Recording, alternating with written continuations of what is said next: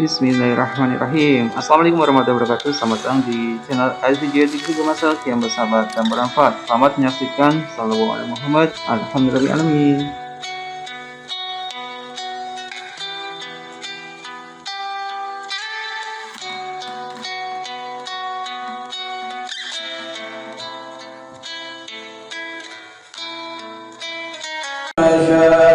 وسع كرسيه السماوات والأرض ولا يؤوده حفظهما وهو العلي العظيم بنا استثارت كما استثارت الملائكة بمدينة الرسل بلا خندق ولا سور من كل قدر مبذول وحرم محذور ومن جميع الشرور تترسنا بالله من عدونا وعدو الله من شاق عرش الله إلى قواعي أرض الله بمئة ألف لا حول ولا قوة إلا بالله العلي العظيم صنعته لا تنقطع بمئة ألف لا حول ولا قوة إلا بالله العلي العظيم عزيمته لا تنشق بمئة ألف لا حول ولا قوة إلا بالله العلي العظيم اللهم إن أحد أرادني بسوء من الجن والإنس والوحوش وغيرهم من شائر المخلوقات من بشر أو شيطان أو سلطان أو وسواس فاردد نظرهم في انتكاس وقلوبهم بوسواس وأريدهم بإخلاص ووفقهم من الرجل إلى الرأس لا في سهل يقطع ولا في جبل يتلع بمئة ألف لا حول ولا قوة إلا بالله العلي العظيم وصلى الله على سيدنا محمد وعلى آله وسلم سبحان ربك رب العزة عما يصفون وسلام على المرسلين والحمد لله رب العالمين في كل لحظة أبدا عدد خلقه ورضا نفسه وزنة عرشه ومداد كلماته اللهم صل وسلم وبارك وكرم بقدر عظمة ذاتك العليا في كل وقت وحين أبدا عدد ما علمت وزنة ما علمت وملء ما علمت على سيدنا مولانا محمد وعلى آل سيدنا مولانا محمد صاحب الجلال والمعراج والبركة والعلم ودفي البلاء والوباء والمرض والألم جسمه مطهر معطر منور من اسمه مكتوب مرفوع موضوع على اللوح والقلم شمس ضحى بدر تجاد للهدى مصباح الظلام أبي القاسم سيد الكونين وشفيع الثقلين أبي القاسم سيدنا محمد بن عبد الله سيد العرب والعجم نبي الحرمين محبوب عند رب المشرقين والمغربين يا أيها المستقون لنور جماله صلوا عليه وسلموا تسليما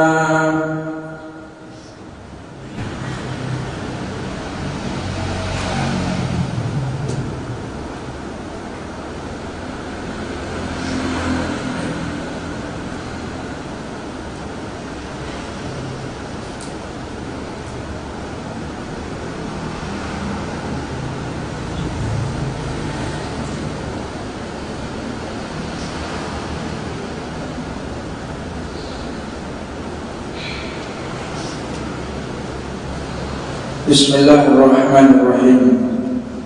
Alhamdulillahi rabbil alamin wassalatu wassalamu ala asrofil anbiya'i wal mursalin sayyidina wa maulana Muhammadin wa ala alihi wa sahbihi wa man tabi'ahu bi ihsanin ila yaumiddin.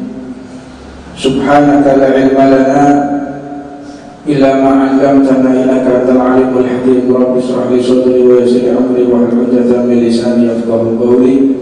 Assalamualaikum warahmatullahi wabarakatuh. Alhamdulillah atas anugerah Allah yang sehingga kita dapat berkumpul untuk berzikir, bersolawat kepada baginda Nabi Muhammad SAW. Di minggu yang lalu kita membahas tentang masalah zikir, dan sekarang adalah adab sopan santun orang itu untuk berzikir. Orang ketika berzikir tentunya kita ingin mendapatkan manfaat dari zikir itu.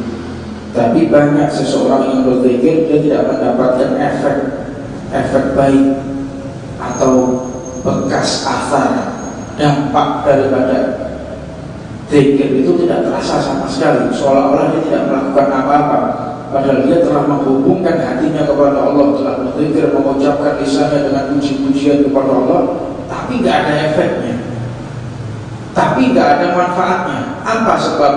Yang pertama, tentunya yang harus kita evaluasi adalah tentang masalah nafkah. Nafkah yang kita cari sehari-hari sudah halal atau belum?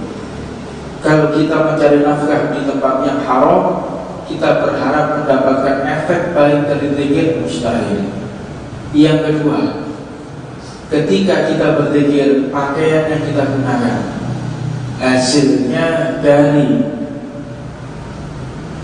rezeki yang haram atau mungkin makruh atau syubhat antara yang enggak. Mungkin kau akan mendapatkan satu halaman untuk mendapatkan efek baik dari zikir itu. Maka banyak seseorang yang berzikir tapi tidak merasakan apapun, karena dia keluar daripada adab-adab sopan santun ketika berzikir. Di antaranya harus kita berwudu, ibarat untuk senantiasa berzikir atau mengingat kepada Allah. Dimanapun, kapanpun kita harus ingat kepada Allah Subhanahu Wa Taala. Fadkurullah, kita untuk beribadah. Wa ma khalaqnal insana wal jinna liya'budun. Allah ciptakan manusia dan jin kecuali hanya untuk beribadah. Kita tidak diperintahkan untuk bekerja oleh Allah. Kita tidak diperintahkan untuk mencari dunia oleh Allah, tapi kita diperintahkan untuk beribadah. Lalu bagaimana? Apa yang dimaksud di sini? Maknanya segala aktivitas kita itu gunakan untuk beribadah. Ketika kita kerja, niat untuk ibadah, barokah. Tapi ada bekerja niatnya untuk mencari harta, untuk memuaskan nafsu, kau gak akan dapat apapun. Dalam artian mendapatkan apapun ini adalah efek baik ketika kau di akhirat. Kau tidak akan mendapatkan apapun ini di akhirat, bukan perhitungan dunia. Jadi money oriented, pikiran-pikiran masalah duit kita buang dulu. Kenikmatan dunia ini kita bilangkan dulu. Ini pembahasan ini yang dimaksud adalah efek baik ketika kita di akhirat. Ketika bekerja, engkau akan mendapatkan pahala dari Allah tatkala engkau niat ibadah. Engkau berjalan keluar dari rumah untuk perkara-perkara yang mubah, yang sekiranya tidak ada nilai ibadahnya, tapi tatkala engkau niat keluar untuk menolong orang, niat keluar untuk membantu seseorang, untuk tersenyum, untuk membahagiakan umat Rasulullah, engkau akan mendapatkan kebaikan dari apa yang telah engkau lakukan. Tapi jika kita keluar dengan tanpa tujuan, senantiasa kita keluar seperti kambing hilang, gak wedus hilang, tolak, gak ada petunjuk dari Allah Subhanahu Wa Taala. Gunakan daripada waktu kita, aktivitas kita hanya untuk beribadah kepada Allah Subhanahu Wa Taala. Lalu kalau di kamar mandi, apakah di kamar mandi juga ibadah? Ibadah. Kita buang hajat, istinja, buang air kecil, buang air besar, ibadah. Aktivitas seperti itu pun juga ibadah. Untuk apa? Ya Allah, aku buang air kecil agar badanku sehat. Jika badanku sehat, aku semakin panjang umur dan semakin banyak sujudku kepadamu ya Allah.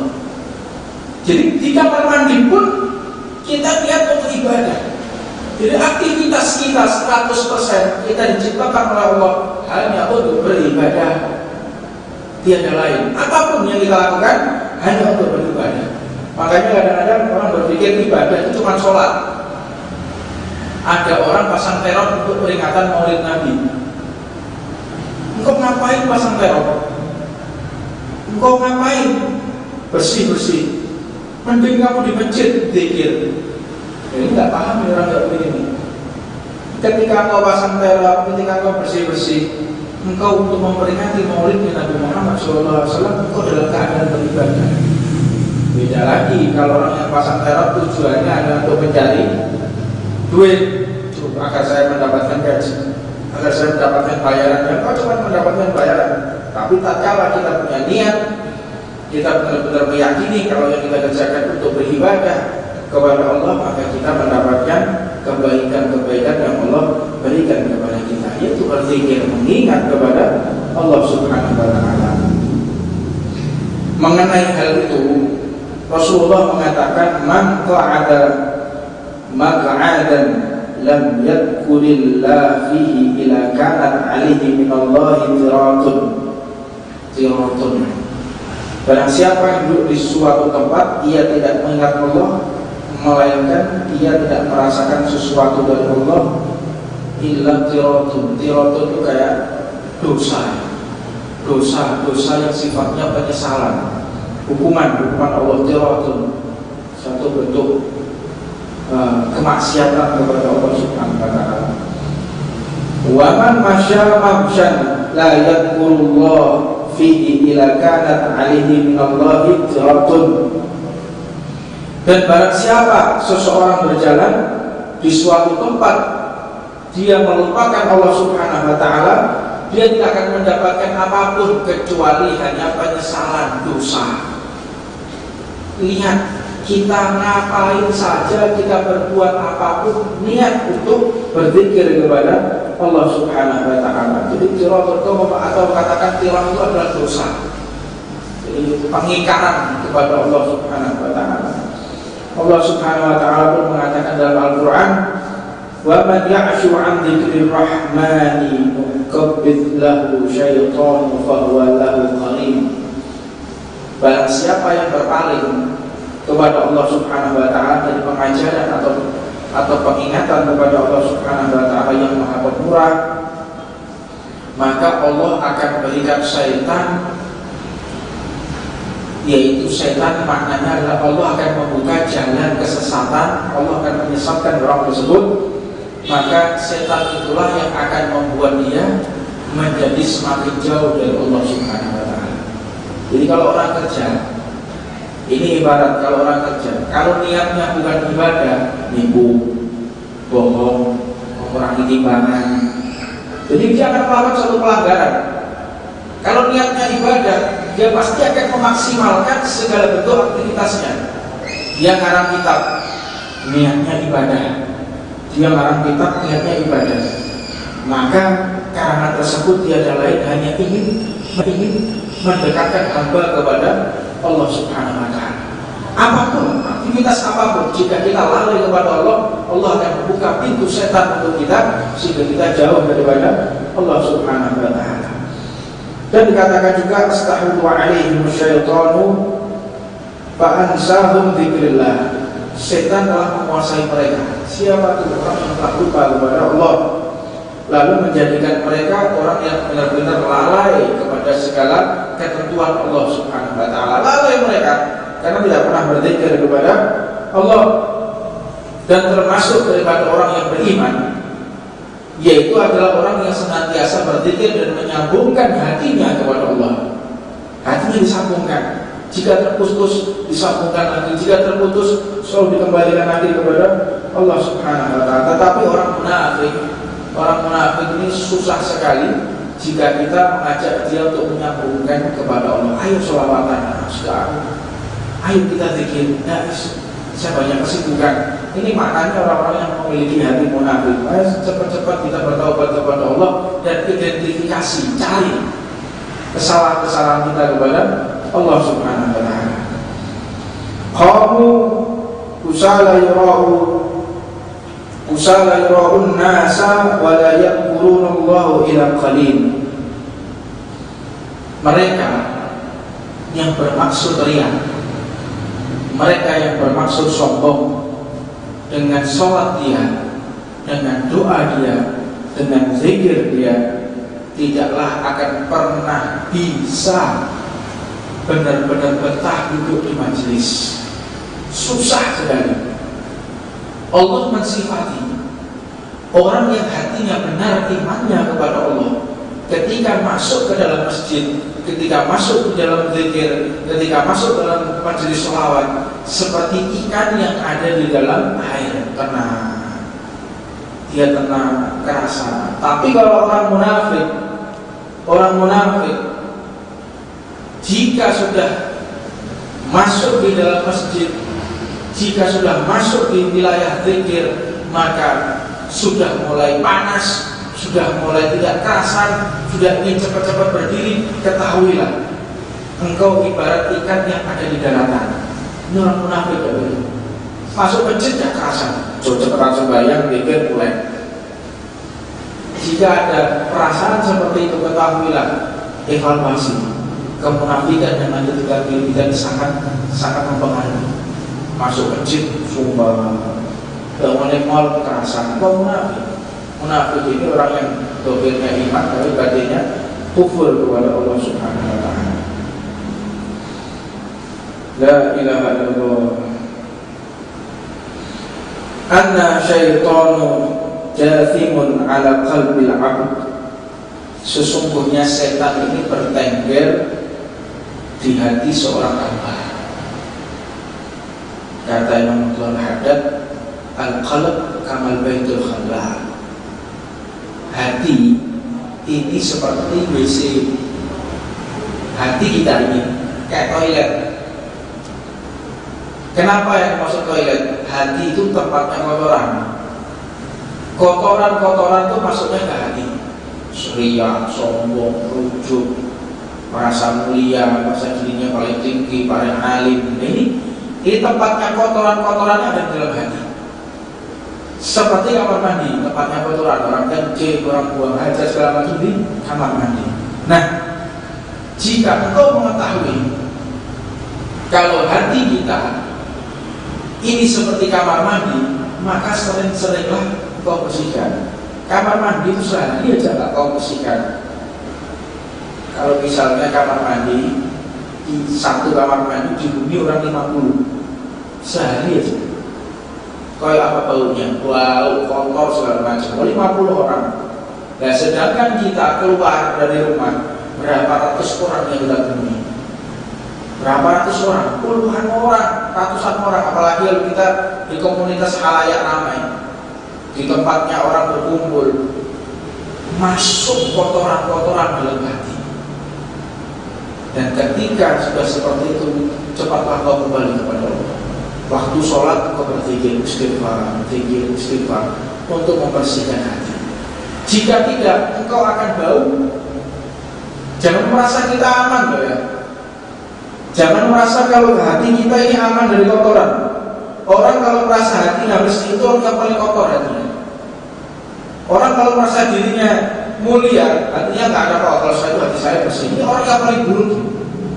Merasa dirinya mulia, merasa dirinya tinggi kedudukannya di hadapan Allah.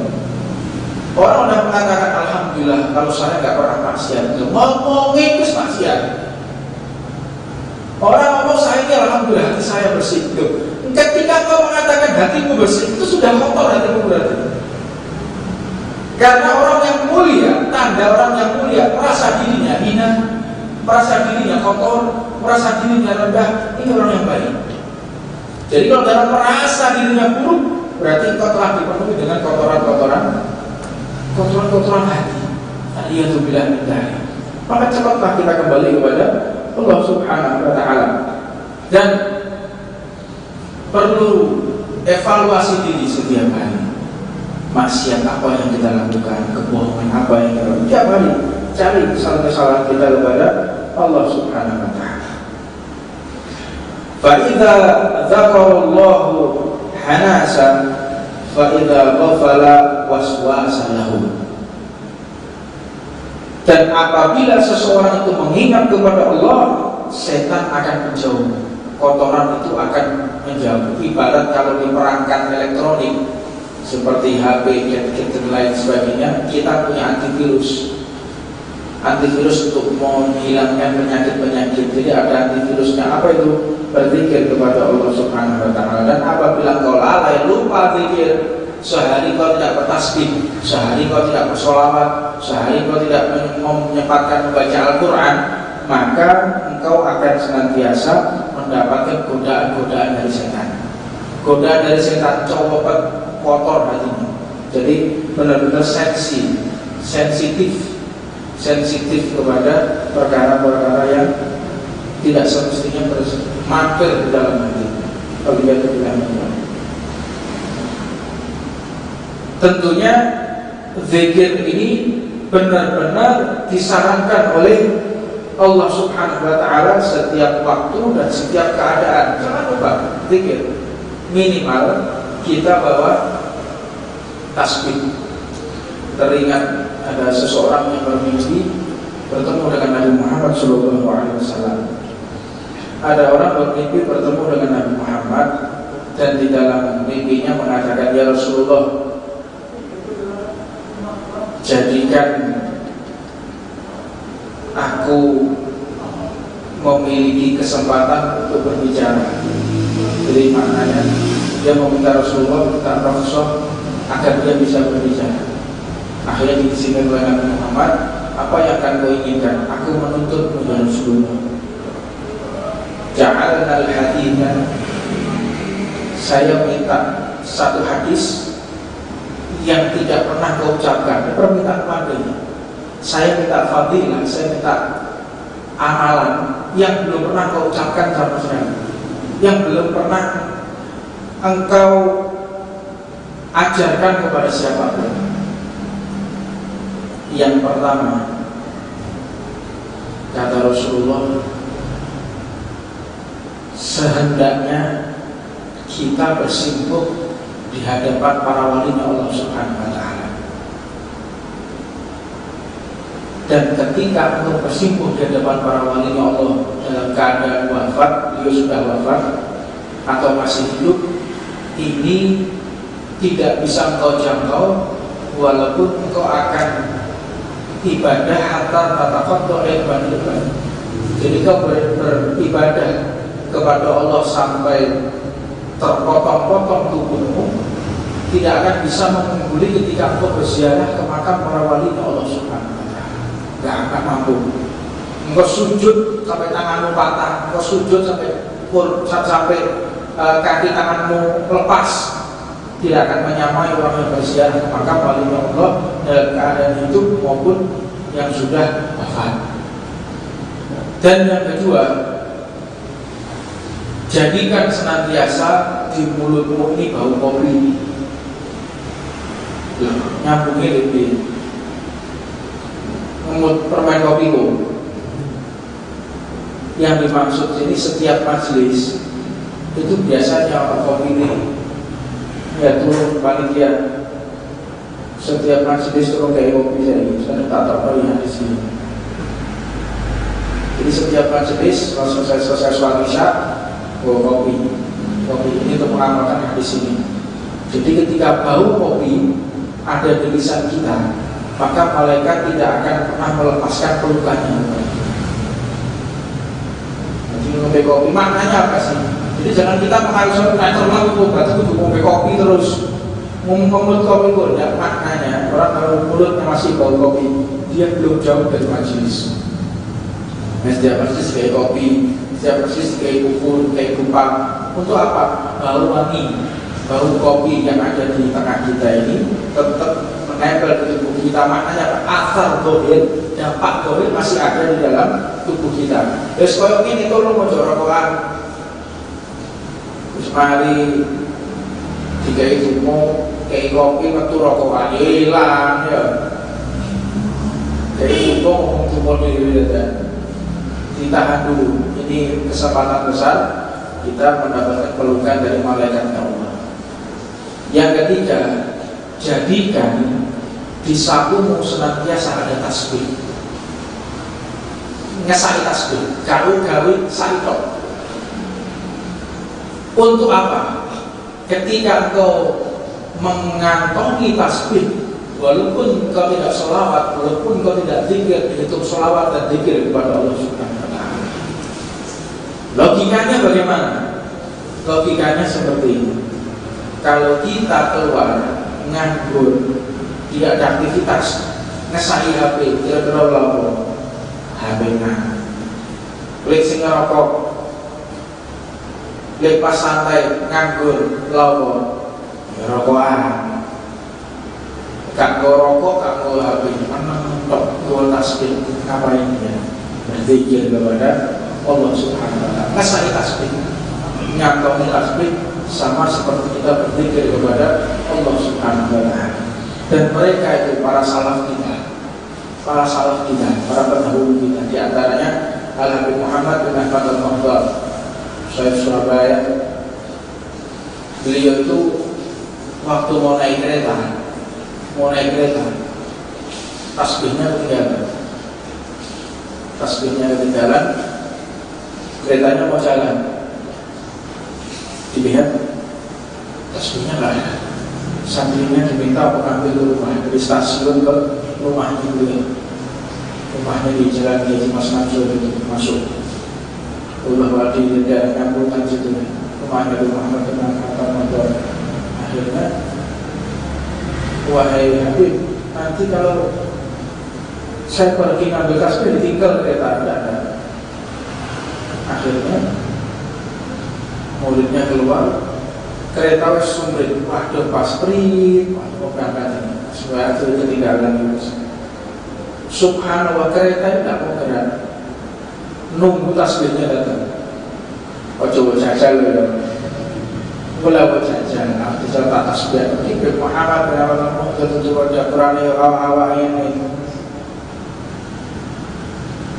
Dan ini maknanya adalah orang yang sudah terpaut hatinya kepada Allah Subhanahu wa Ta'ala, tentunya dia akan mendapatkan perhatian khusus dari Allah. Makanya ketika beliau mengirim surat kepada Muhammad bin Ahmad Al-Habib Al-Habsyi Al-Mujadid dan kenal itu, segera beliau mengirim surat mengatakan min jali sunnah dari teman duduknya Allah Muhammad bin Ahmad Al-Muhdar. Apa sebab? Senantiasa hatinya tertaut kepada Allah Subhanahu wa Ta'ala, hatinya selalu menyambung kepada Allah Subhanahu wa Ta'ala. Ketika beliau mau dioperasi di Karangpanjangan, itu masih ada kenang-kenangannya. Profesor Dr. Habib Muhammad bin Ahmad Al-Muhdar dan Profesor Dr. Habib Muhammad bin Idrus Al-Habsyi sampai sekarang masih ada. Beliau itu ketika akan dioperasi, punya penyakit di kepalanya beliau, Muhammad bin Al-Muhdar, ketika mau dioperasi, mau dianestesi, mau dibius. Mohon maaf, Bapak, kata dokternya, nanti nggak bisa kamu operasi, bisa harus dibius. Nggak, saya tak mau. Kenapa? Nanti saya lupa kepada Allah Subhanahu wa Ta'ala. Nanti kau bius aku tidak sadar, aku lupa kepada Allah. Allah salaf itu para pendahulu itu mengatakan lebih afdal aku di neraka selamanya daripada satu detik aku melupakan Allah Subhanahu wa Ta'ala. Karuan untuk neraka selawasi daripada satu detik melupakan Allah Subhanahu wa Ta'ala. Lalu bagaimana? Ya sudah, saya mau berkeadaan saja. Tak mungkin. Ini harus dipotong. Di kepalanya dulu dipotong, di tempurungnya dilepas, diambil untuk diobati, dilepas tempurungnya. Ini bukan dongeng. Ya, ini itu dongeng. Ini bukan mitos. Ini loh sono. Masih ada buktinya, kisahnya masih ada. Gak percaya, atau orang jangan rumah sakit. Masih ada kisah diabadikan di sana. Akhirnya digergaji, harus dilepas dalam keadaan sadar, dilepas. Dan akhirnya dokternya bingung, penyakit apa ini? Mana saya tidak sampai. Dan dilihat sama beliau, dalam keadaan sadar, dokternya diajari gini pak, gini pak, gini pak. Sampai sekarang karena Profesor Dr. Habib Muhammad bin Ahmad Al-Munzir di Jangan. Begitu juga dengan Habib Muhammad bin Al-Habsyi, itu tidak merasakan sakit sama sekali, tidak merasa loro. Tapi Habib Muhammad bin Al-Habsyi merasakan sakitnya luar biasa. Ketika beliau mau di anestesi, mau dibius, beliau dapat. Lalu bagaimana? Saya minta sabuk, minta ikat pinggang, digigit sama beliau sampai hancur. Ketika mau operasi usus buntu, dibelah perutnya, dipotong ususnya dalam keadaan sadar. Beliau juga mengatakan, aku tidak mau lupa kepada Allah, saya tidak mau lari kepada Allah, aku tetap ingin dalam keadaan sadar. Dan beliau pun sakit dan dokternya pun diajarin, bukan begitu pak dokter, caranya begini, caranya begini. Kok ngerti? Tahu. Alim ulama ini ngerti tentang masalah anestesi, antropologi, sosiologi, aritmatika, tentang masalah anatomi, paham mereka. Kita aja yang nggak ngerti dasarnya pikiran para pewaris Nabi Muhammad SAW.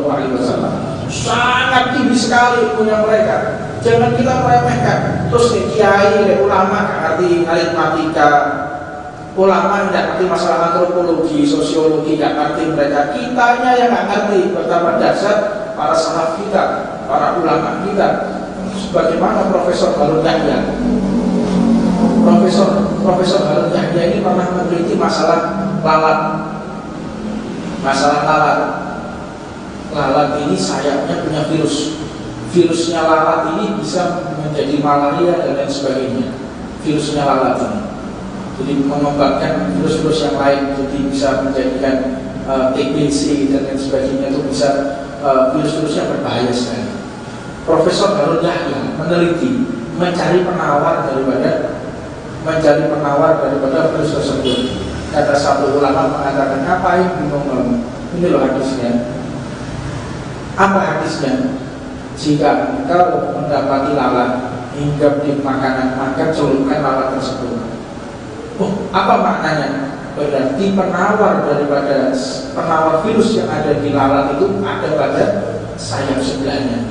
Ini ilmunya seperti ini pun diketahui oleh para pewaris Nabi Muhammad SAW.